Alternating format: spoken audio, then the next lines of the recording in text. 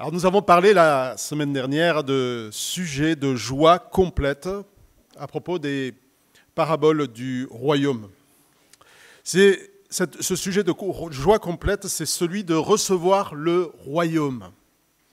Cette joie est le plus merveilleux des trésors. C'est la perle de grand prix. Mais aujourd'hui, cette joie reste invisible. Elle se vit en espérance. Si je vous avais dit quel serait le sujet d'aujourd'hui, peut-être que nous ne serions pas aussi nombreux. Le sujet dont nous allons parler aujourd'hui n'est pas celui qui est le plus facile. En tout cas, il n'a rien de joyeux. Vous savez, aujourd'hui, la joie dont nous parlons à cause du salut, elle reste invisible, comme je l'ai dit, mais notre monde aussi a ses joies, et aussi ses attraits, et elle a aussi ses prophètes. Je vous propose de lire une des prophéties de ces prophètes. Vous reconnaîtrez ce prophète, il a des lunettes blanches et des longs cheveux blancs maintenant. On ira tous au paradis, même moi. Qu'on soit béni, qu'on soit maudit, on ira. Ne crois pas à ce que les gens disent, c'est ton cœur, la seule Église. On ira tous au paradis. Laisse un peu de vague à ton âme. N'aie pas peur de la couleur des flammes de l'enfer. Voilà, peut-être vous avez dansé dans une guinguette sur ce morceau. Ira-t-on tous au paradis ? Face à la dureté du sujet, de plus en plus d'églises se refusent d'en parler. Et comme nous faisons des prédications suivies, nous ne nous donnons pas le choix d'en parler ou pas. Nous voulons énoncer tout le conseil de Dieu. Ça ne fait pas vendre, ça décourage, en tout cas pour certains. Je n'ai pas un grand plaisir à en parler, mais nous ne pouvons pas le contourner parce que Jésus en parle, et même il en parle souvent. Il l'appelle étang de feu, il l'appelle ténèbres du dehors. Nous tirons son nom du latin, inferno, région inférieure, et nous l'appelons enfer, bien que le mot ne soit pas dans la Bible. Mais c'est une réalité du royaume que Jésus nous annonce dans les 7 paraboles. Et c'est une réalité au même titre que la joie et la gloire de Dieu. Alors je vous propose de lire dans Matthieu 13, les versets 47 à 53. Alors je le lis dans la version Semeur. Je ne pense pas que vous trouverez une grande différence dans les différentes versions que vous avez. Le royaume des cieux, voici encore à quoi ressemble le royaume des cieux. Des pêcheurs ont jeté en mer un filet qui ramasse toutes sortes de poissons. Une fois qu'il est rempli, les pêcheurs le tirent sur le rivage, puis ils s'assoient autour et trient leur prise. Ce qui est bon, ils le mettent dans des paniers, et ce qui ne vaut rien, ils le rejettent. C'est ainsi que les choses se passeront à la fin du monde. Les anges viendront et sépareront les prisonniers de droite des prisonniers de gauche. Les méchants d'avec les justes. Et ils précipiteront dans la fournaise ardente où il y aura des pleurs et d'amers regrets. Avez-vous compris cela ? Oui, répondirent-ils. Alors Jésus conclut. Ainsi donc, tout spécialiste de la loi qui a été instruit des choses qui concernent le royaume des cieux est semblable à un père de famille qui tire de son trésor des choses nouvelles et des choses anciennes. Quand Jésus eut fini de raconter ces paraboles, il partit de là. C'est étonnant comme Jésus qui a prêché le royaume et des choses qui sont pleines d'espérance en finissent par cette dure réalité. Je vous propose un plan en 3 points. Alors j'espère que ça va fonctionner tout de suite. Voilà. Ah, pardon, excusez-moi. Voilà. Ira-t-on tous au paradis? Quel est le sort des injustes et quelle conclusion en tirer pour ma vie? Alors, au sujet de l'enfer, il existe deux erreurs opposées, également fausses. Il est malsain d'abord de s'en réjouir. Ce sujet peut parfois être, on peut en faire une sorte d'obsession. Et nous avons de bons clients dans nos églises de ce genre d'obsession. Deuxième erreur, c'est qu'il est malsain de ne jamais aborder le sujet. Car l'ignorer, c'est fabriquer une foi qui est fondée sur de fausses espérances. Jésus a dit ce verset que nous connaissons tous par cœur, « Car Dieu a tant aimé le monde, qu'il a donné son Fils unique, afin que quiconque croit en lui ne périsse pas, mais qu'il ait la vie éternelle. » Et là, je mets l'accent sur le mot « périr ». Qu'est-ce que périr? C'est de cela dont parle Jésus dans ce texte aujourd'hui. Alors, j'imagine que... Alors, je voudrais vous... Oui, d'abord, pardon, je vais peut-être passer... Voilà, ira-t-on tous au paradis? Alors, si le sujet vous excite, si vous vous dites « Waouh, super !» J'adore quand on aborde ce sujet, c'est que, bon, vous avez un problème. Il n'y a rien de joyeux ici dans ce qu'affirme Jésus.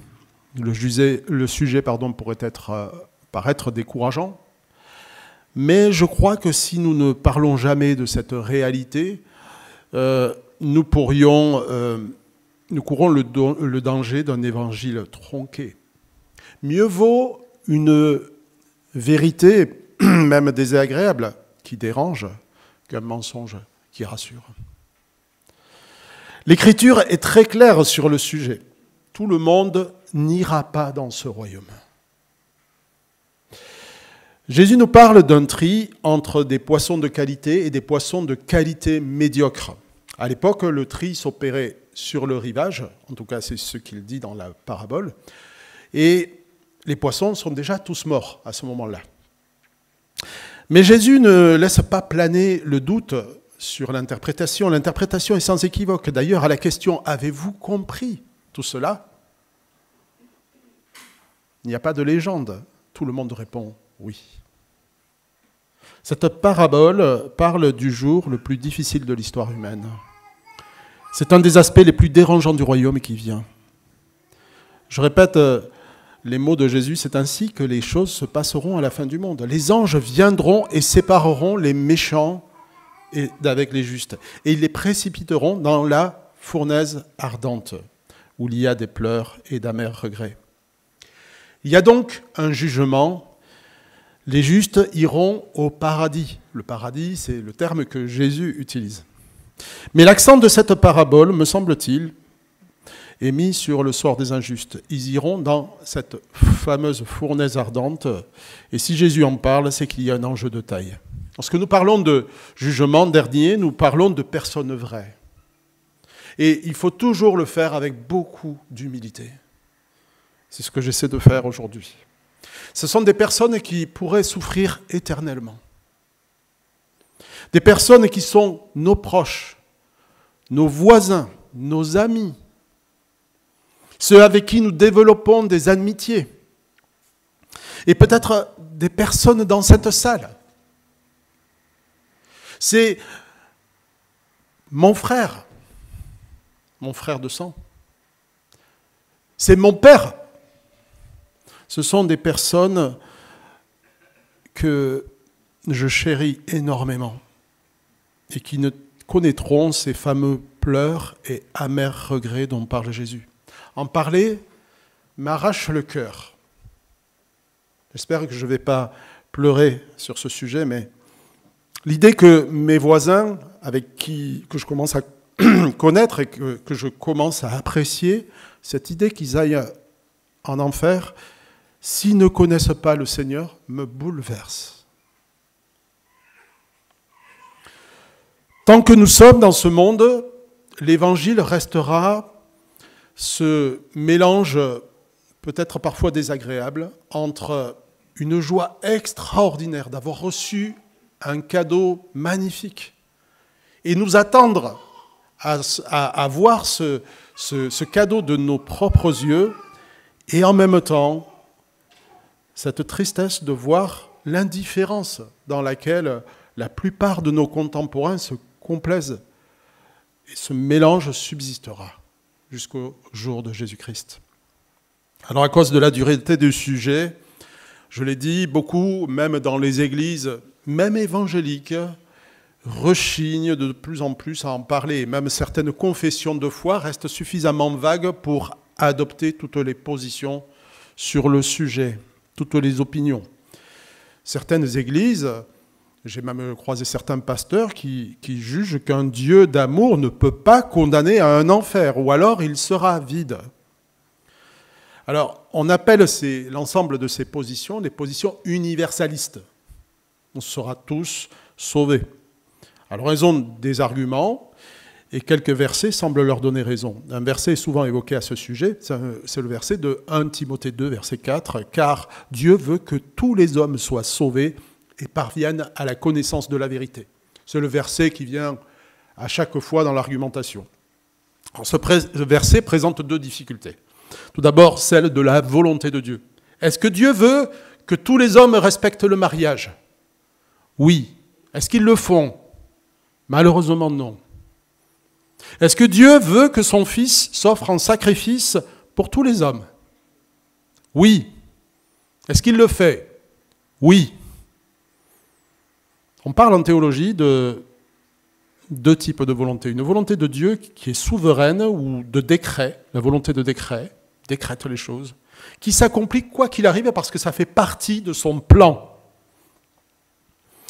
Et d'autre part, une autre volonté, qui est la volonté de désir, ou volonté morale, qui englobe la réponse humaine à cette volonté. On voit par exemple dans Ézéchiel 18, Dieu qui dit « Est-ce que je prends plaisir à voir mourir le méchant? Non, je souhaite qu'il vive. Je veux qu'il vive. » Pourtant, notre texte nous apprend que ce ne sera pas le cas, en tout cas du point de vue de la vie éternelle. L'autre difficulté de notre passage concerne tous les passages en tous. Voilà. C'est souvent des passages, des versets, tous les hommes soient sauvés. Hein, voilà. Juste quelques versets plus tôt, Paul parle de prier pour tous les hommes. Est-ce que Paul est en train de dire à Timothée, tous les hommes que tu vas rencontrer dans ta vie, maintenant tu vas prier pour eux? Non, bien entendu. Il est en train de lui demander de prier pour toutes les catégories d'hommes. C'est-à-dire les chrétiens, les païens, les gentils, les méchants, les puissants et les rois, et les esclaves. Il y en est de même dans le verset que nous évoquons, qui est quelques versets plus tard. Le tous concerne les catégories humaines. On pourrait dire que c'est un tous qui est qualitatif plutôt que quantitatif. Toutes les catégories, toutes les qualités d'hommes, on va dire, et non la quantité. Alors, quoi que nous pensions sur le sujet, que cela nous paraisse difficile, en tout cas c'est notre postulat, que cela nous paraisse difficile ou pas, que cela provoque en nous une émotion désagréable ou pas, ce qui importe, ce n'est pas ce que nous pensons, mais ce que la Bible parle du sujet, dit du sujet, pardon. Ici, Jésus affirme un tri. Que cela nous soit désagréable, nos sentiments, il faut vraiment sortir de cette croyance que nos sentiments sont nécessairement justes. Nos sentiments, comme tout le reste de notre personnalité, répondent à cette problématique de l'homme, c'est la dépravation totale. C'est que même nos sentiments sont marqués par le péché. Et ils peuvent nous tromper. Alors ils ne sont pas toujours mauvais, Dieu nous a voulu avec cette sensibilité, mais ils peuvent être marqués par le péché. Et donc, ici, en parlant de ce sujet, il nous faut faire attention à notre émotion, aux émotions que cela suscite. Ce qui importe, ce n'est pas ce que nous pensons, mais ce que la Bible dit du sujet. Ici, Jésus affirme un tri. On ne trie pas pour remettre tout ensemble ensuite. On est d'accord? C'est ce qu'on fait. Quand le Titanic a coulé, on a dit les femmes et les enfants d'abord dans les barques, et on n'a pas dit « Ah ben finalement, les hommes, vous allez aussi dans les barques ». On est d'accord qu'il y avait un tri. Un tri, c'est ça. Un tri, c'est forcément exclusif. En conclusion de ce premier point, je citerai cette petite histoire, parce que je crois que dans l'Église, on ne doit pas partir avec cette pensée un petit peu... je cherche le terme...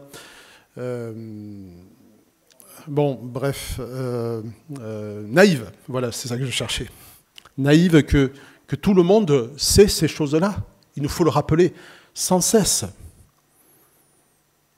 Il y a 100 ans, je cite cette petite histoire, il y a 100 ans, un tsunami a tué 90% de la population de la ville que vous connaissez tous, qui s'appelle Kiyoshi, sur la côte nord-est du Japon. La ville a alors décidé de se protéger par un mur de 9 mètres de haut, pour résister au tsunami qui viendrait par la suite. Un certain Kawasaki Takeshi, qui n'a rien à voir avec la moto, et sa femme ont quitté les collines pour vivre dans le village.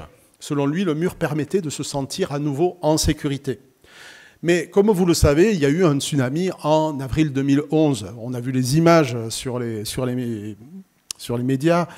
Et ce tsunami terrible a décimé le mur de 9 mètres, ainsi que tout le village. On a vu ces images. Takeshi disait « Ce n'est pas un mauvais endroit et les tsunamis ne se produisent pas si souvent ». Un article qui rapportait l'histoire de cet homme titrait « Une foi mal placée ». Et vous voyez où je veux en venir. Le village de Ryoshi faisait confiance à un mur qui ne pouvait pas le sauver de la colère d'un tsunami. Et je préfère m'adresser à chacun d'entre vous. Ne faites pas la même erreur face à la colère de Dieu. À quel mur faites-vous confiance qui ne vous sauvera pas? Vos œuvres bonnes, votre position dans l'Église, le fait que vous n'avez rien fait de trop grave. En fait, tout cela, si vous faites confiance à ces choses, cela ne vous sauvera pas du tsunami qui vient sur ce monde.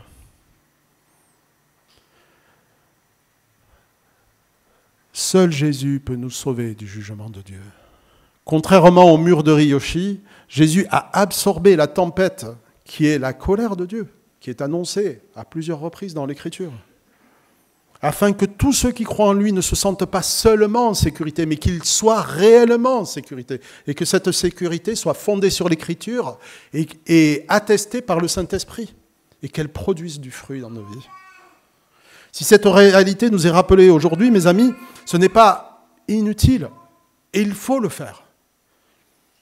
L'enseignement de Jésus sur le sujet n'est pas pour les incroyants. Si c'est dans la Bible, c'est pour les croyants. C'est pour que nous puissions nous préparer. Et c'est pour que d'autres encore entendent cela et prennent cet avertissement avec sérieux. C'est pour les incroyants, afin qu'ils ne fondent pas leur vie sur de fausses assurances. Tout le monde n'entrera pas dans le royaume de Dieu. Ce n'est pas parce qu'il y a un manque de place. C'est plutôt parce qu'il y a un manque de demande.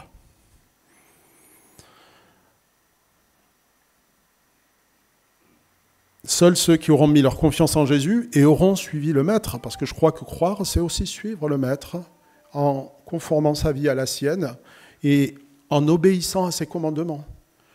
C'est cela croire. C'est ceux-là qui entreront. Alors la parabole que nous étudions aujourd'hui parle de tri entre les justes et les injustes au retour de Christ. Mais elle s'attarde plus spécifiquement sur le sort des injustes, je l'ai dit. Jésus dit la chose suivante, ils iront dans la fournaise ardente. Alors c'est la première fois que je prêche sur la fournaise ardente, mais de quoi s'agit-il?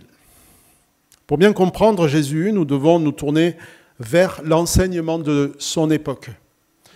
Parce que Jésus a-t-il rectifié l'enseignement de son époque qui était erroné? Est-il venu y apporter un peu plus d'amour parce que les prédicateurs de l'époque en manquaient?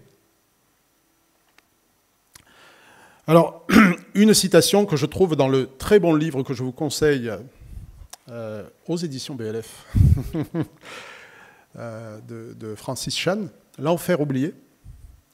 Il cite quelques auteurs de l'époque de Jésus, et c'est une bonne approche. C'est voir qu'est-ce qui se disait à l'époque. Est-ce que Jésus dit quelque chose d'autre? Alors, je fais qu'une seule citation. Hein. Malheur à vous tous, c'est dans le livre d'Hénoch, 1 Hénoch. Malheur à vous tous, pécheurs, pour les paroles de votre bouche et pour les œuvres de vos mains, car vous vous êtes égarés loin des œuvres saintes. Vous brûlerez à la chaleur d'une flamme plus ardente que le feu. Premier siècle avant Jésus-Christ, donc l'époque contemporaine.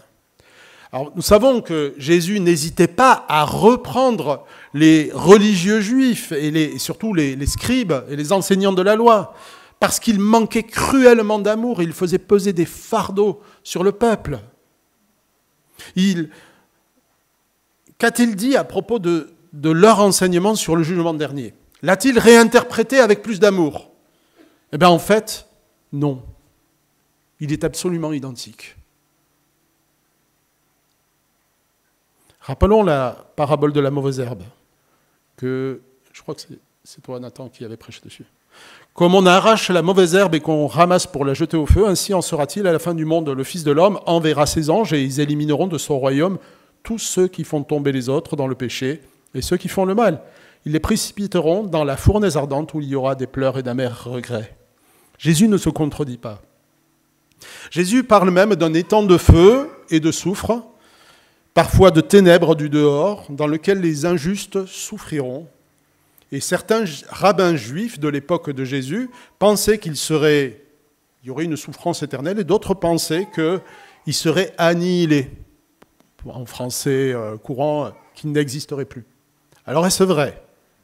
Certains passages parlent en effet de destruction ou de ruine éternelle. Et lorsque j'étais à Alès, j'ai eu une discussion avec un jeune du groupe de jeunes dont je m'occupais qui était en train de s'écarter de l'église petit à petit, ou plutôt du groupe de jeunes. Et je lui dis, qu'est-ce que tu vas dire quand le Seigneur te demandera des comptes sur ta vie? La chose qu'il m'a répondu est la suivante, c'est « Ce n'est pas grave, parce que quand je serai mort, je n'aurai plus de compte à rendre. Je prends tout ce que je peux aujourd'hui, je profite aujourd'hui parce que je ne suis pas sûr d'être sauvé à la fin. Donc je n'aurai pas à comparaître, donc je n'aurai pas à souffrir. » Il faut dire que ses grands-parents étaient TJ, témoins de Jéhovah, et c'est l'enseignement des témoins de Jéhovah. Et il était bercé par cette culture-là. Et bon, je ne sais pas ce qu'il est devenu depuis. Le sujet est plus important qu'il n'y paraît. Ce n'est pas un point de détail, parce que ça peut encourager des personnes à se dire « Bon, puisque je ne suis pas sûr, alors ne faisons pas d'efforts et profitons un maximum. » En tout cas, c'était son raisonnement. Jésus parle dans notre passage de pleurs et d'amers regrets, ce qui n'exclut pas que des regrets prennent fin, hein, je suis d'accord. Mais en bonne théologie, on adopte une règle d'interprétation qui est la suivante, c'est celle de l'analogie de la foi. C'est-à-dire qu'on ne prend pas un verset isolé sur un sujet pour en établir une doctrine dessus, mais on prend tous les versets qui parlent du sujet, parce que la Bible s'éclaire d'elle-même. La Bible éclaire la Bible. En tout cas, c'est le postulat que nous voulons avoir ici dans cette église. Donc on prend tous les versets en compte pour en faire une synthèse, et je choisis 2 sujets parmi les plus difficiles. Le premier, dans l'Ancien Testament. L'Ancien Testament parle assez peu du jugement dernier, mais il en parle. On le voit dans Daniel 12, la dernière vision de Daniel, dernière révélation. Daniel 12, 2, les nombreux humains qui dorment dans la poussière de la terre, c'est Dieu qui parle à Daniel, hein. Les nombreux humains qui dorment dans la poussière de la terre se réveilleront, les uns pour la vie éternelle et les autres pour la honte et l'horreur éternelle. Les hommes qui auront eu de la sagesse resplendiront comme le firmament, et ceux qui auront amené un grand nombre à être justes. Écoutez bien les évangélistes. Ceux qui auront amené un grand nombre à être justes brilleront comme les étoiles à toujours et à jamais. Une belle promesse. De ce texte, on peut difficilement imaginer qu'une honte et une horreur éternelle soient pour des gens qui n'existent plus. En plus, le parallèle entre ceux qui resplendiront et ceux qui, malheureusement, seront condamnés, qui vivront la honte et l'horreur, le parallèle suggère une existence consciente des réprouvés comme des élus. Ou alors, si ils sont éliminés, alors il faut nous dire aussi que c'est complètement virtuel, la résurrection, et que le paradis, c'est quelque chose qui est virtuel. Soit on traite les deux catégories de la même manière, soit on n'est pas intellectuellement cohérent. Le deuxième texte que je prends, c'est celui de l'apôtre Jean, et qui se trouve dans l'Apocalypse, c'est le chapitre 20, qui parle de cet étang de feu. Alors le diable fut jeté dans l'étang de feu et de soufre, il y rejoignit la bête et le faux prophète, et ils y subiront des tourments jour et nuit pendant l'éternité. C'est chapitre 20, verset 10. Et au verset 15, juste après, on y jeta aussi tous ceux dont le nom n'était pas inscrit dans le livre de vie, je crois de l'agneau, mais je ne suis pas sûr, j'ai peut-être oublié ça. Peu importe. On imagine mal que seul le diable souffre les tourments éternels, mais pas les reprouvés. Alors, avec le plus de prudence et d'humilité possible, les données bibliques, je le crois, affirment sans équivoque un tourment, un état de souffrance conscient. Et quant au passage qui parle de destruction,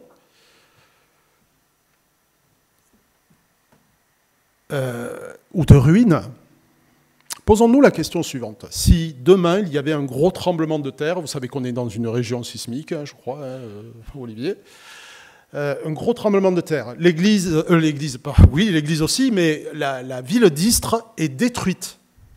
Est-ce qu'elle cesse d'exister? Et non, elle existe toujours, mais elle est détruite. Elle est impropre à y habiter.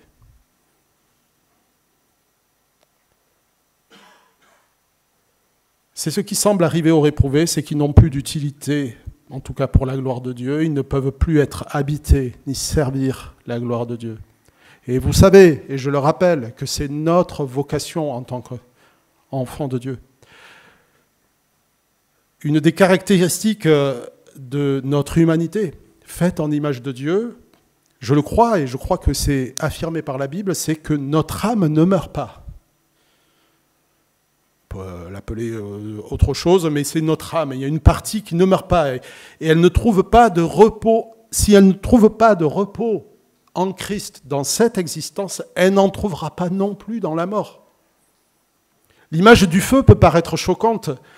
Que veut-elle dire? Alors, l'immense majorité des commentateurs évangéliques n'interprètent pas le feu de manière littérale.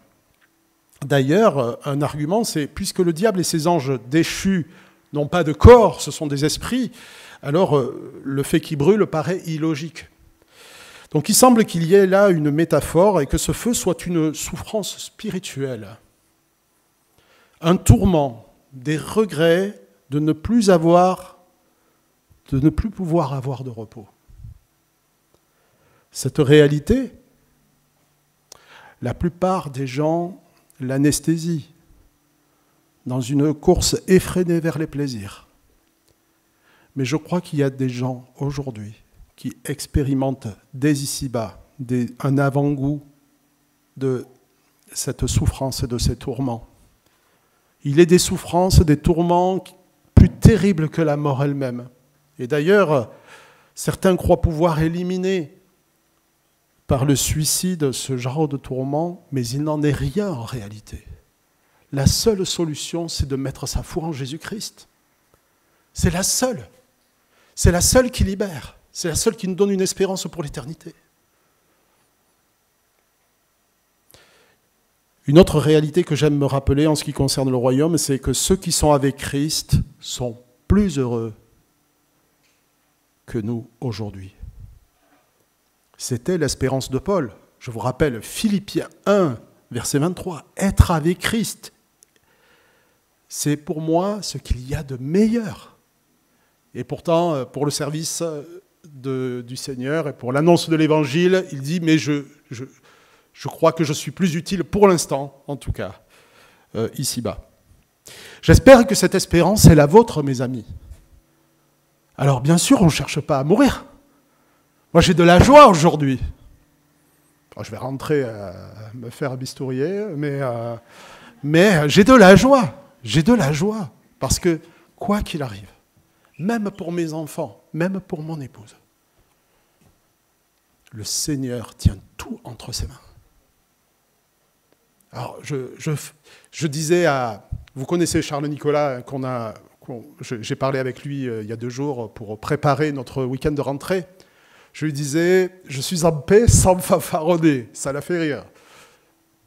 On ne fanfaronne pas avec les dangers, la maladie plus ou moins grave que l'on peut vivre. Toute la vie est danger, quelque part. Mais voilà, quand on fait face à des choses comme ça, c'est un merveilleux repos que de savoir que tout est entre les mains du Seigneur et que être avec Christ, quoi qu'il arrive, c'est de loin le meilleur. Alors, je le disais, ceux qui sont morts avec le Seigneur sont plus heureux que nous. Mais il y a une autre réalité qui lui est concomitante.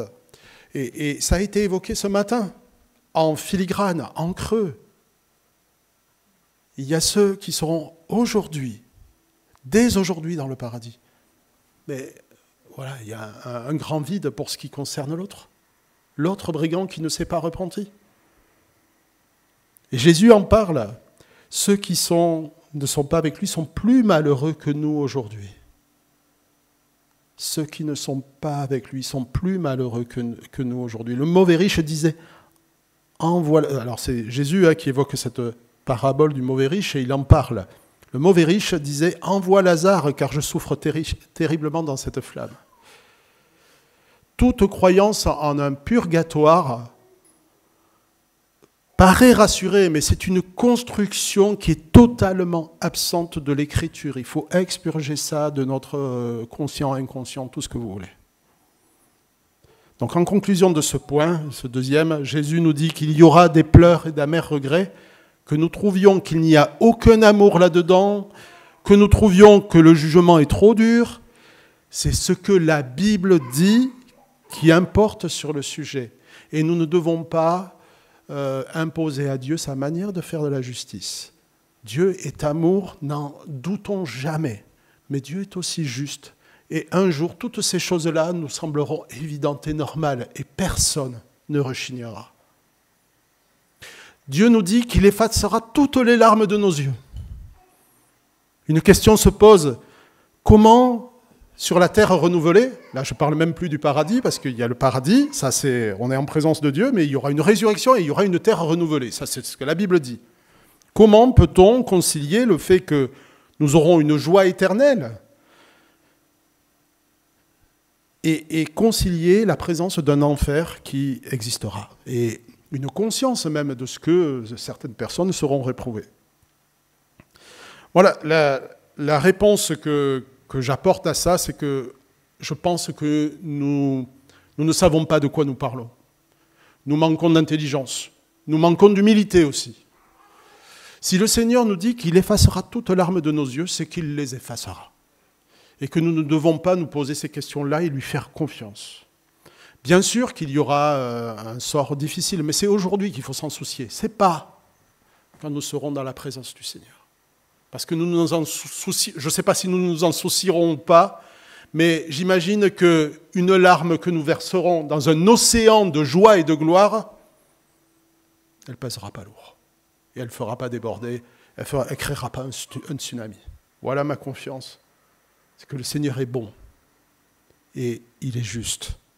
Alors, quelle conclusion en tirer ? J'espère que je ne suis pas trop long, l'heure est... On n'a pas changé la pile, il faudra le faire la prochaine fois. Jésus conclut cet ensemble de 7 paraboles par cette question. Avez-vous compris tout cela? Si vous ne les avez pas comprises, je vous propose de relire le chapitre 13 et de revisionner les prédications sur la chaîne YouTube. Mais si vous les avez comprises, vous êtes de ceux qui ont été instruits de ce royaume. Et alors Jésus, je le crois, vous donne une responsabilité. Je rappelle ce verset 52. Jésus conclut ainsi donc, tout spécialiste de la loi ou tout scribe a été instruit des choses qui concernent le royaume des cieux est semblable à un père de famille qui tire de son trésor des choses nouvelles et des choses anciennes. Alors vous savez pourquoi il parle des scribes ou des enseignants de la loi? Ils avaient la charge d'enseigner le peuple. C'était eux les enseignants.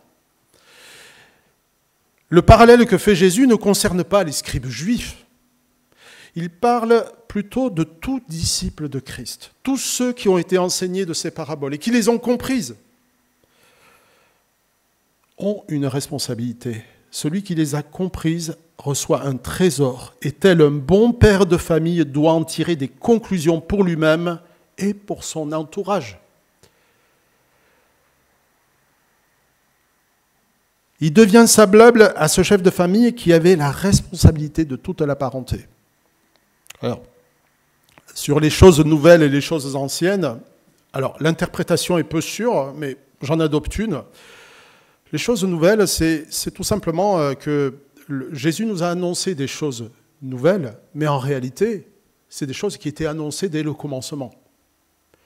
Il dit, je vous annonce un commandement nouveau, hein, c'est aimez-vous les uns les autres. Mais en fait, ce commandement, il est déjà, tu aimeras ton Dieu de ton cœur, ton âme, ta pensée, ta force, et ton prochain comme toi-même. Donc le commandement de l'amour est déjà ancien.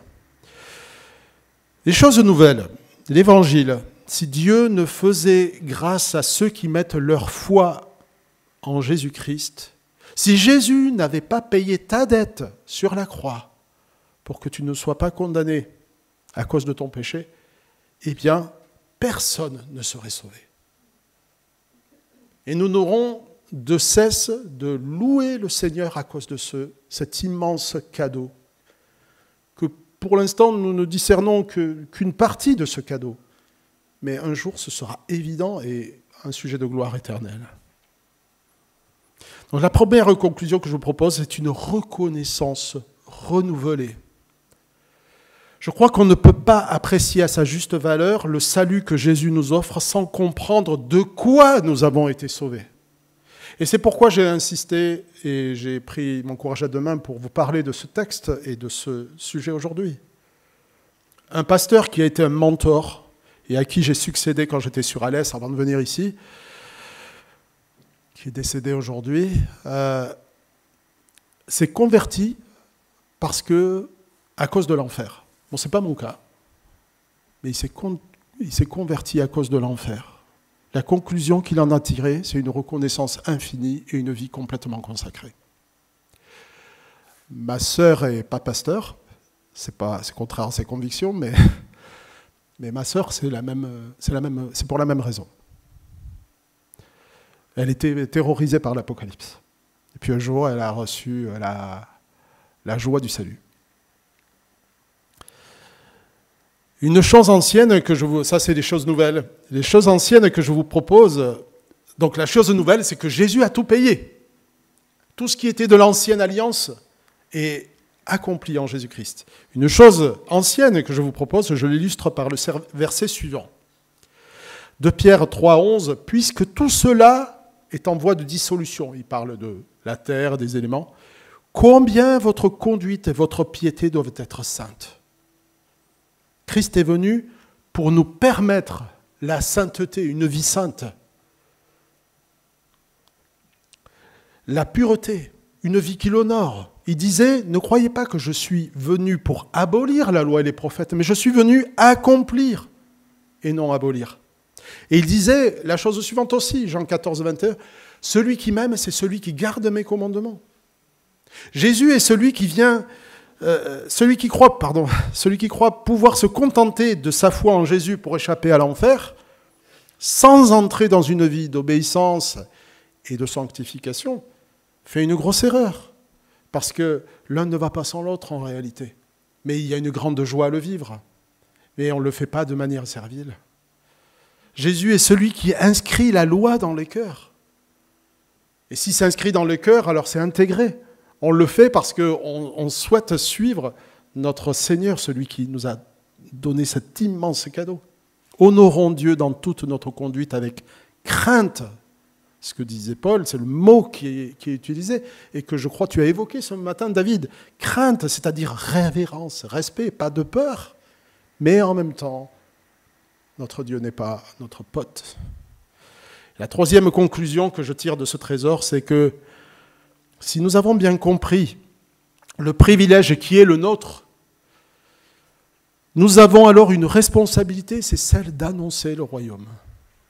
C'est le paradoxe. Celui qui a été guéri va faire la promotion du chirurgien qui l'a opéré.